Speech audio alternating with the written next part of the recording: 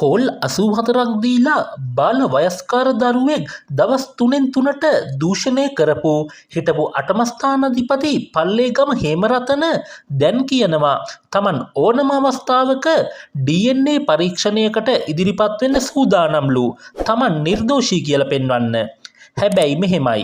අපි මේ රටේ නීතිය වෙන හැටි හොඳට දැකලා තියෙනවනේ. ඔය හිටපු අටමස්ථානාධිපතිගේ DNA 99.9ක් මැච් වෙන එකක් නෑ.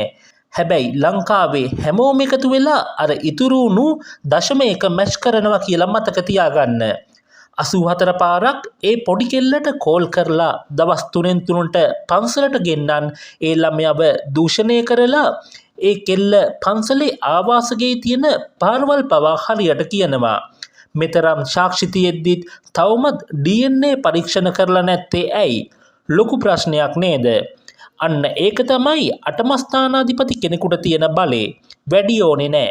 ඔතන ඉන්න ආරක්ෂකාංශ කෙනෙකුගෙන් අහලා බැලුවොත් ප්‍රශ්න ගොඩකට උත්තර ලැබේවි. දැන් ඔන්න DNA සාම්පල මැච් එක ගහන්න හදන්නේ. පාපිස්සෙන් පිහිදුවේ මිල්ක් මේඩ් කියලා ඔප්පු වෙන්න ළඟයි. හැබැයි මගේ මතේ නම් මේ DNA චෙක් කරන්න ඕනේ ලංකාවේ නෙවෙයි පිට රටක.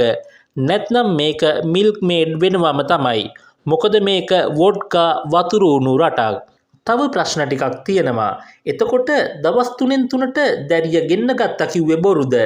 පාපිස්සෙත වුරුණු හාමුදුරුවන්ගේ ජූස් පිස දැම්ම කිව්වෙත් බොරුද? බින්දිත දියණිය තමාව හාමුදුරුවෝ කීප වතාවක්ම දූෂණය කළා කියන සාක්ෂි අධිකරණය පිළිගන්නේ නැද්ද? ඒවා සාක්ෂි නෙවෙයිද?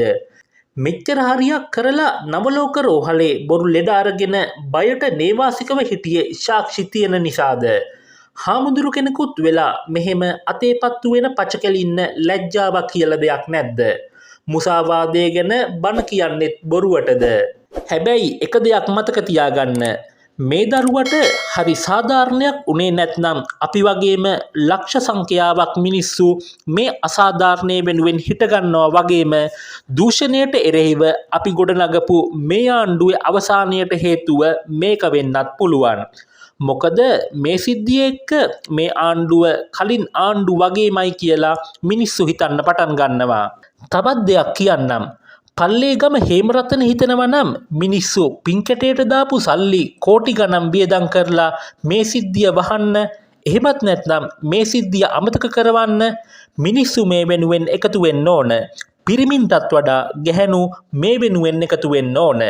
මෙහෙමයි මහත්තයෝ, මොන බලු වැඩ කරත් කොච්චර සැපවින්දත් ඔයාට සොබාදාම කියන දෙයින් එහෙමත් නැත්නම් හෘද සාක්ෂියෙන් නම් ගැලවෙන්න ලැබෙන්නේ නැහැ.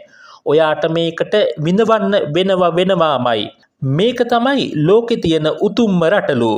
මට මේකට hina යන්නේ පශ්චාත් භාගෙන්.